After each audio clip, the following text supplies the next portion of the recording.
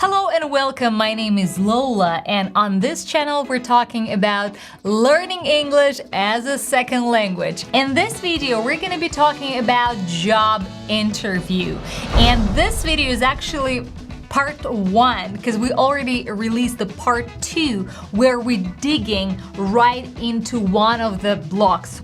Here, I wanted to go over the whole concept of job interview and talk about the blocks of the interview. What does it consist of? What should you be prepared for? What are the common questions and common answers?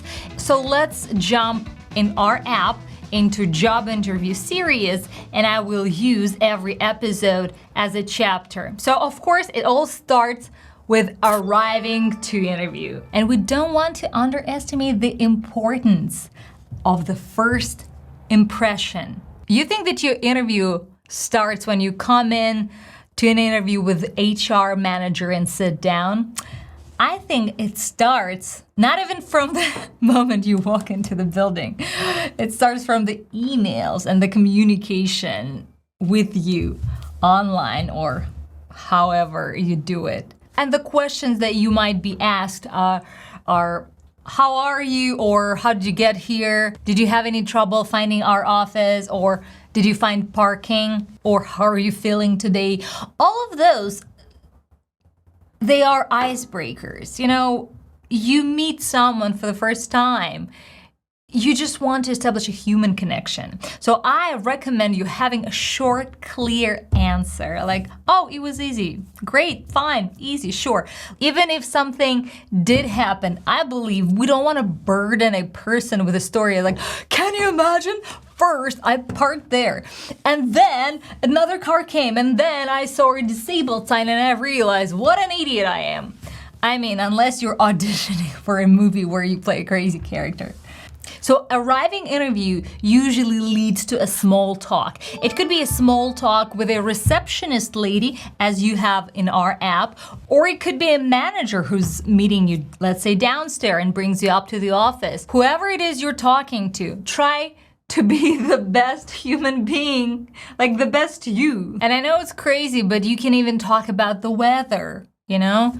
About what's happening in the city. Sometimes, you know, there's a marathon or a movie premiere, whatever it is. Did you catch the game last night? Let's say you're both into sports, and it might be obvious, you know. Sometimes a person meeting you has a shirt or like, you know, some signs of what he or she's interests are. So be social about it.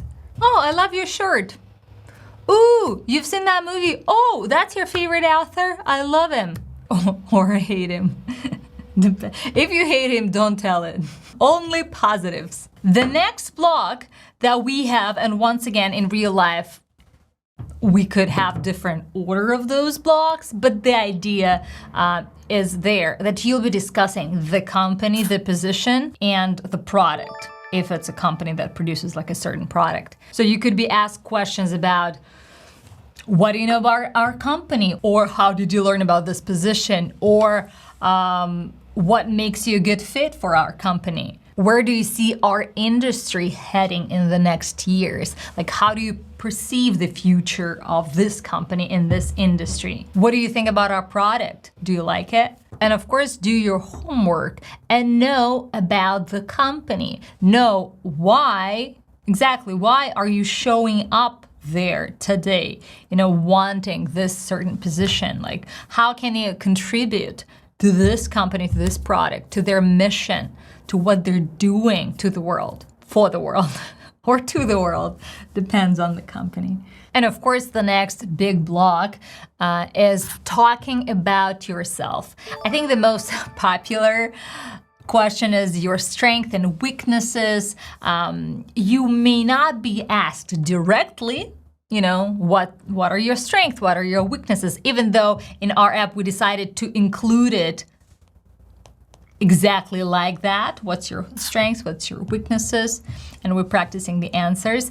You might be asked about what are you bringing to the table. It's an idiom that means like, why you, you know, why should we go with you? Like, What's your key competence that you're bringing on board? And you might be asked, can you walk me through your resume? It's practically like, tell me about yourself, but asking about, tell me about yourself, nobody's wanting to know. I mean, unless you have a very interesting life story. But it's all about the context of work, the context of this position. It's about how your work experience fits into this position. What are you most proud of? What are your accomplishments, you know? Or you could be asked, what's your favorite project that you've worked on? Or what did you do at your last job? What were your responsibilities? And what kind of experience did you gain? And how could this serve us? So once again, talking about your strengths, you could be asked, what do you bring to a team environment? Like, or are you a team player? Describe a case when you got the most success, like when you got the biggest results. Specifically, if you're working with numbers and you have specific numbers that indicate how successful you were at your last job. How do you handle stress? How do you work under pressure? Give me an example of a difficult problem that you solved or a difficult situation, difficult case. I wish, once again, do your homework and prepare all these stories. Not stories, but stories, you know? And talking about weaknesses, you might be asked, is that something that you want to improve? What's your weakest skill, you know? Sometimes you're challenged to answer, to be truthful, you know, to answer a question, like a tricky question, like, okay, you know, where's the catch, you know? What should we expect dealing with you? In which areas you feel you could do more training? And do you want to do more training if, let's say, a company is ready to finance it? How do you handle criticism? That's an important one. I think I'm the smartest, so I don't like criticism. Don't say that. I mean, you could try, but probably you won't get hired again. Another block of questions is about why did you leave your last job? Or, you know, why are you searching for a new job?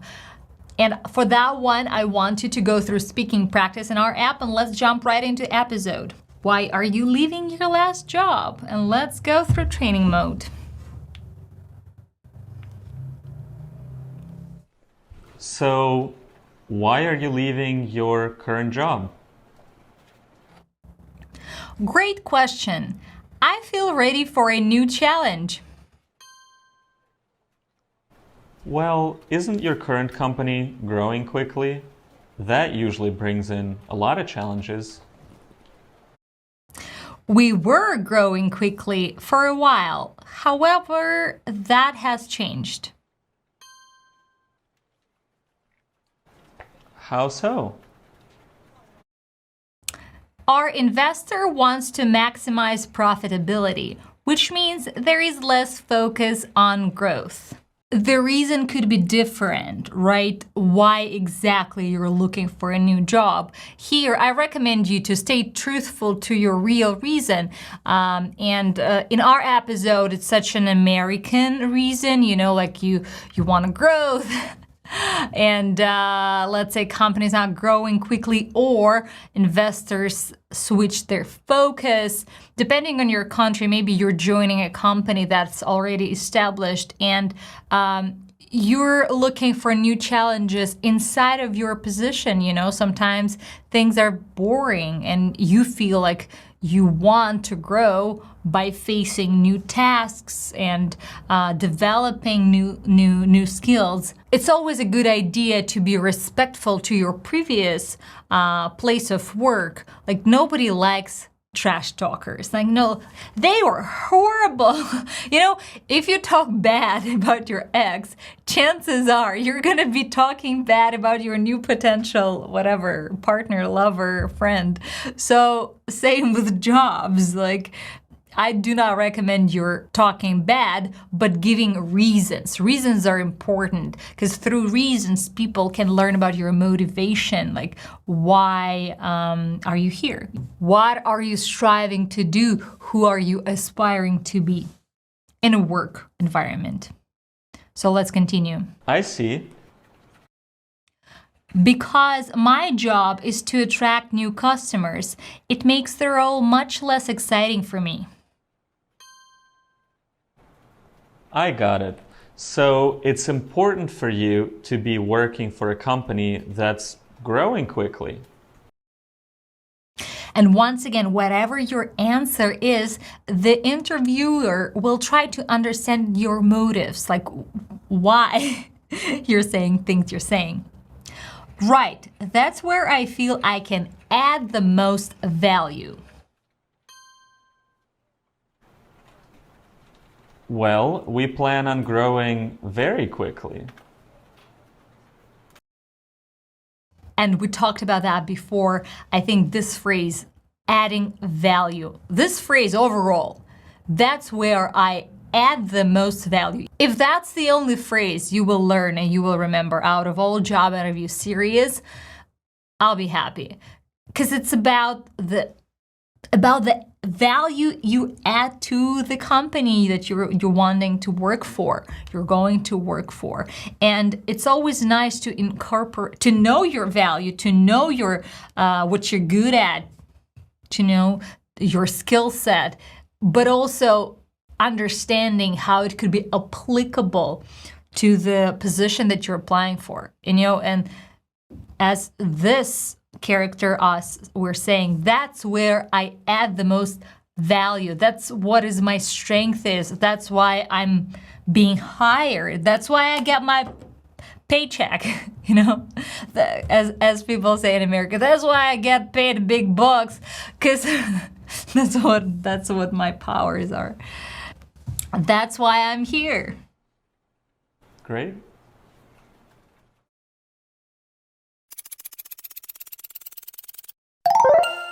Ta-da! Standing ovation. And of course, you will get the assessment of your fluency and intonation. And coolest thing is how you can improve your pronunciation. But we're not talking about that. Let's go back to the job interview series. The next block of questions we named, where do you see yourself in 5 years? But practically what happens when we discussed the past experiences, our background, our personality, our strengths and weaknesses, we want to project to the future and think, okay, if you're working with us, if we're hiring you, how it's gonna go? Where do you see yourself in 5 years? And how do you see your role inside of our company? All of these are great questions. Or what are your long-term career goals?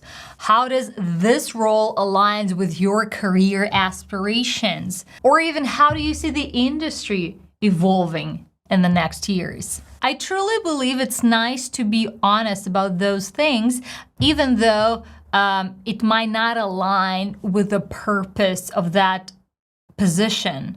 So for example, you don't see yourself working for someone, but you want to start your own company in 5 years.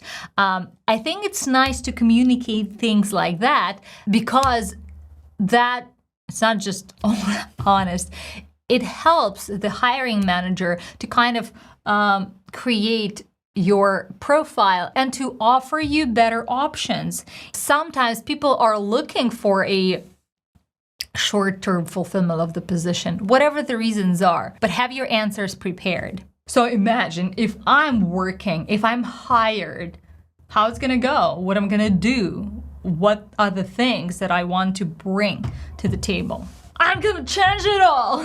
So listen up, you. I'm gonna change it all. I'm gonna make America great again.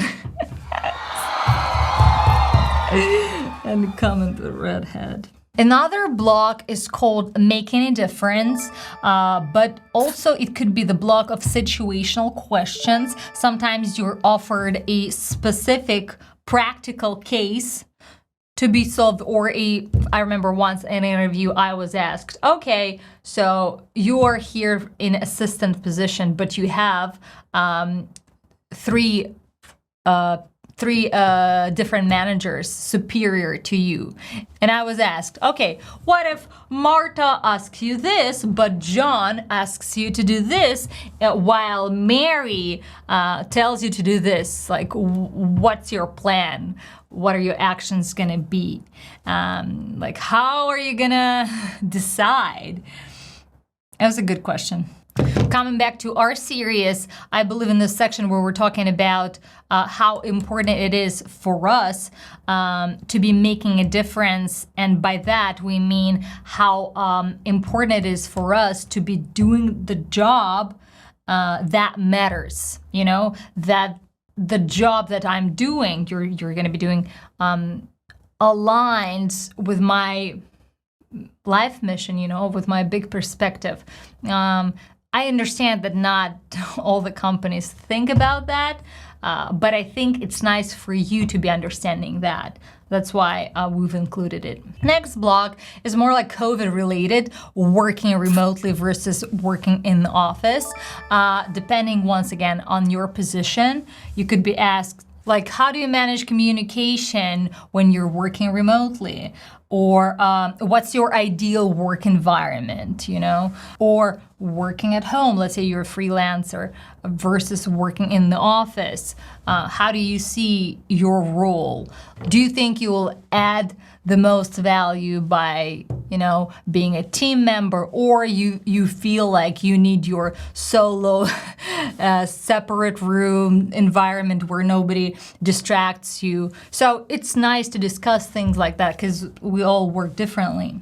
And one of the last blocks of questions, and probably the last part of the interview, depending on the interviewer, of course, but usually you are asked to ask a question. Like, do you have any question? What do you want to know about this position? There's so many things that we don't know because usually the job description has things that we're expected to do, but there are also things that are important to us. Like, let's say, what are the biggest challenges that I'll be facing in this position? Maybe they don't have AC, you know, we don't know, in your room. And it's not even about the work itself, but the work environment, you know. You can ask, do you have a company culture? Do you have corporate culture? So let's say, no relationship inside of the company, whatever it is. Or if it's the first round of interviews, probably who's going to be my supervisor, or how many things will be assigning tasks to me, like, oh, what is my workflow gonna look like inside of the company. Maybe they have a certain schedule of how they proceed. Don't ask for the sake of asking, but think beforehand. What really matters to you? What's important? What do you want to know? And I think a good interviewer always appreciates a good question. Once again, it's all about human connection. And of course, two final blocks are gonna be wrapping up, closing the interview, and saying bye, leaving it. And it's the same as starting it. Even though we're here with a certain purpose of finding out if we're a good fit for this position, for this job, we don't want to make it feel that we don't care about people, not even to make it feel, but we truly don't want it to be only about work. So it's very important to establish this human connection. And for this, you have these two great opportunities, arriving and leaving. You know, it's always a good idea to thank people for their time. No matter how the interview went, no matter what happened, thank you for your time. Thank you for giving me this opportunity. Even if you don't need it. You can ask, what are the next steps in the interview process? Or when can I expect to hear back with the result? Or let me know if you need me to provide any additional references or my work samples, whatever it is. How long are you gonna run the first round of interviews? Sometimes you know that they're interviewing other candidates and you want to have a timeline in your head. Actually, a funny story about hiring and about human relationship told by marketing guru Amy Porterfield at the conference Women in Business. So she told us the story when she was looking for a person for kind of high position in her company. And for them, it was very important to find the right human versus the right specialist. So the set of your human qualities was more important for them rather than your professional accomplishments. And they thought they almost found the right person while having the first round of interviews, but they were very slow with making the next step. And because they were doubtful, I mean, there are no coincidences. So they were kind of slow, and when they were going to make her kind of an offer, I believe it's whether I think they were ready to make her an offer. She emailed them, kind of rushing them, kind of saying, like, guys, could you please tell me yes or no, because I have this other, prospect, and like I want to have clarity, which seemed pushy, and if she was smarter enough to ask about the timeline during the interview, during the opportunity that she was giving to ask her questions, she would probably avoid things. But I think nothing happens accidentally. Everything happens for a reason. So eventually, after getting this email, they decided, oh, no, we don't want to work with a person like that, because it's a different energy.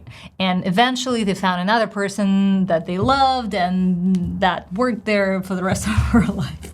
I don't know if she worked there for the rest of her life, but she was the right fit. And the last, like the bonus thing, is a follow-up or thank you note. It's a common practice, like after the interview, to kind of, if you forgot to say thank you, or you feel like you have this opportunity to continue communication, to send an email, say thank you for the interview, for your time, kind of reminding them about you.